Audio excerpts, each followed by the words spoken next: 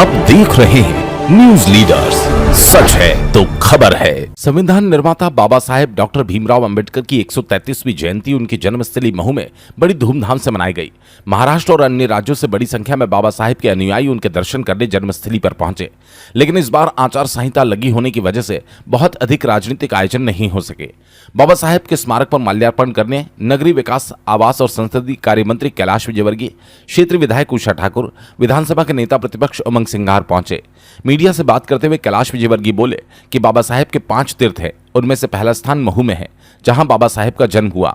मैं जब PWD minister था तब ये स्मारक हमने बनवाया था, यहां से मेरा आत्मीय लगाव है। लंदन में वो स्थान है जहां बाबा साहेब ने LLB की, उस स्थान को भारत सरकार ने खरीद कर तीर्थ बनाया। नागपुर में बाबा साहेब ने जहां शिक्षा ली थी, उस स्थान का पंच तीर्थ में तीसरा स्थान है। बाबा साहेब का महानिर्वाण दिल्ली में हुआ, उसे भी तीर्थ बनाया है। चैतन्य भूमि का विकास भी बीजेपी ने किया, उनके आदर्शों पर बीजेपी चल रही है। बाबा साहेब अभाव में जीते थे, उन पर अन्याय हुआ, लेकिन उन्होंने समाज में न्याय दिया। भविष्य का देश कैसा हो, इसे लेकर बाबा साहेब का बहुत चिंतन था। वहीं नेता प्रतिपक्ष उमंग सिंघार ने कहा कि बाबा साहेब को संविधान निर्माता के तौर पर भी जाना जाता है। बाबा साहेब की जयंती पर आज सभी देशवासियों को लोकतंत्र बचाने का प्रण लेना होगा। बीजेपी के नगर अध्यक्ष के खिलाफ SC/ST एक्ट में प्रकरण दर्ज हुआ। इससे समझा जा सकता है कि बीजेपी दलितों का कितना मान सम्मान करती है। देखिए, बाबा साहब के पंच तीर्थ हैं, उसमें से एक स्थान हम सौभाग्यशाली हैं इंदौर और महू के लोग कि बाबा साहब का जन्म यहाँ हुआ। और मुझे कहते हुए गर्व है, मैं जब PWD मिनिस्टर था तो उमा जी मुख्यमंत्री थी और उन्होंने कहा था कि बाबा साहब का ये स्मारक बनाना है, खूबसूरत स्मारक बनाना है। ये बाबा साहब का स्मारक बनाने में मैं उसमें PWD मिनिस्टर था तो मैं कई बार आया और हर बारीक बारीक चीज को देखकर ये स्मारक खूबसूरत बना है।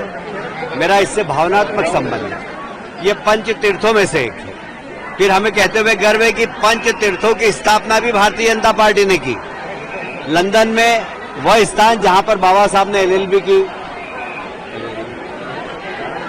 लंदन में वो स्थान जहां बाबा साहब ने LLB की, उस स्थान को भी भारत सरकार ने खरीद कर और उसको तीर्थ बनाया।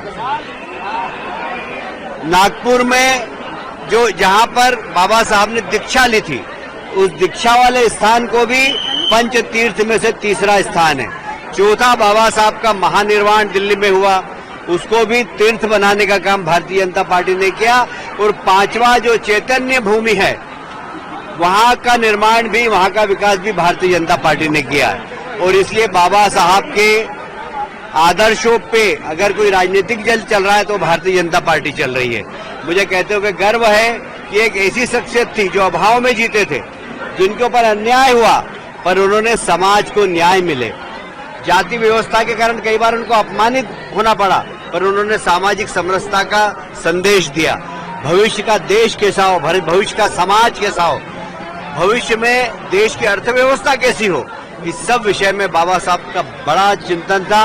और हमें गर्व है कि वे भारत भूमि की बहुत पुण्य आत्मा थे, जिन्होंने भारत को बहुत मार्गदर्शन दिया, भारतीयों को बहुत मार्गदर्शन दिया।